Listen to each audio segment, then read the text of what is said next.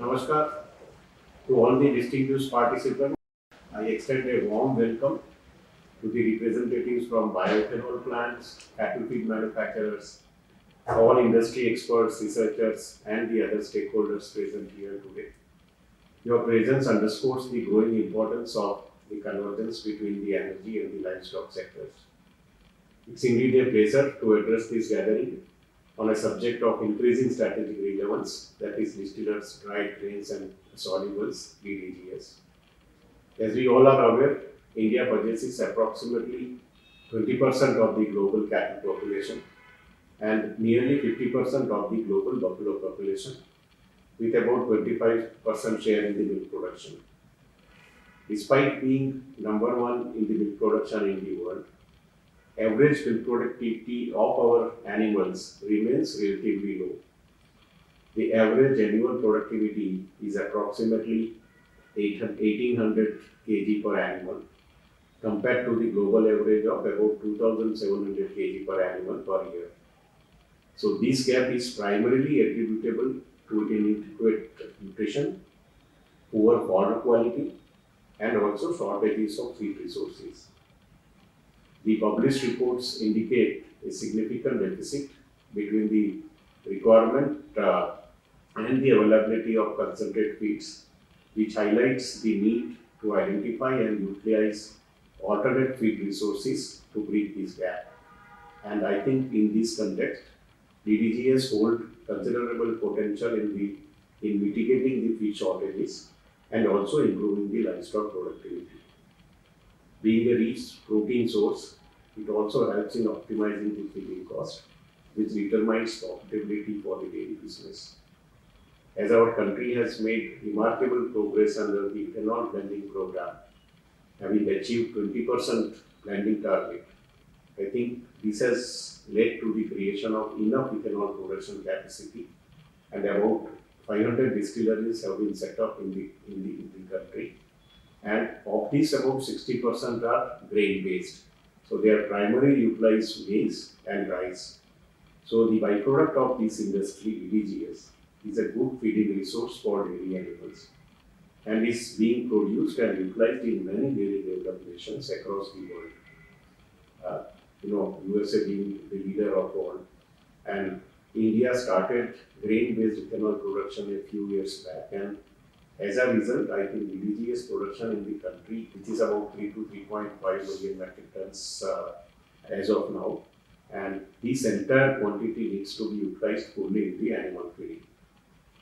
One of the critical concerns in DDGS inclusion in the animal feeding is the aflatoxin contamination, particularly in the maize-based DDGS. And this has implications not only for the animal health, but also for the food safety, as the residues can carry forward into milk and milk products. So it is of utmost importance that the milk produce in the country remain safe for our consumers, and therefore emphasis is needed on quality DDGS production. And BDD has already started exploring ozonization technique to find out solution to curb the aflatoxin in feed material. Additionally, we are also in the process of collaborating with International Institute of Tropical Agriculture, Nigeria, to improve or to provide technical help in development of biopesticides as a preventing mechanism for aflatoxin in the susceptible crops like maize and groundnut. Coming to DDGS, I think now feed manufacturers have started using higher quantity in the cattle feed.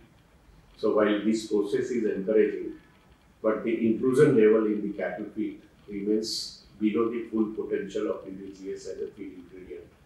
And I think therefore we need to work together to produce quality DDGS which can be fully utilized in feed. And to control aflatoxin, it becomes also necessary that proper protocols are followed in procurement, storage, or the production of DDGS. Both this Ministry of Fisheries, Animal Husbandry and Dairy and also the Ministry of Cooperation are emphasizing to develop a model for quality production and safe storage of DDGS in the bioethanol plants. for which we would be providing technical assistance in development of testing facility and also capacity building to various ethanol plant. We are also open to assist all the ethanol manufacturers, and we have developed comprehensive guidelines for production of quality DDGS, which aims at improving the consistency and also minimizing the contamination risk as I explained above. And these guidelines are intended to support ethanol producers in making DDGS more suitable for the livestock feeding. I think simultaneously, we are also organizing capacity building programs and the technical workshops for the feed manufacturers to promote the scientific and safe inclusion of DDGS in the feed formulations. So, looking at it, I think our efforts are focused on few key strategic areas such as fostering closer collaboration between the ethanol producers and the feed manufacturers, which will ensure better quality control, and also exploring ways to establish dedicated storage infrastructure and on-site quality control laboratories at ethanol plants for reduction of aflatoxin contamination in maize and DDGS. So I think finally I'll conclude by saying that DDGS represents a strategic opportunity for the dairy sector, but its large-scale adoption hinges on ensuring quality, safety, and also efficient market linkages. And by developing a strong collaboration among the ethanol producers and feed manufacturers with the researchers and policymakers, I think we can unlock the full potential of DDGS as a sustainable, cost-effective, and safe feed resource. At NDDB, we are fully committed to support this transformation through the technical guidance, partnerships, and also innovations in the field. I'm confident that today's deliberations would be productive and would contribute to greater awareness and alignment among all the stakeholders toward the production and utilization of quality DDGS, ultimately contributing to safe food and a stronger dairy sector. Thank you once again, everybody.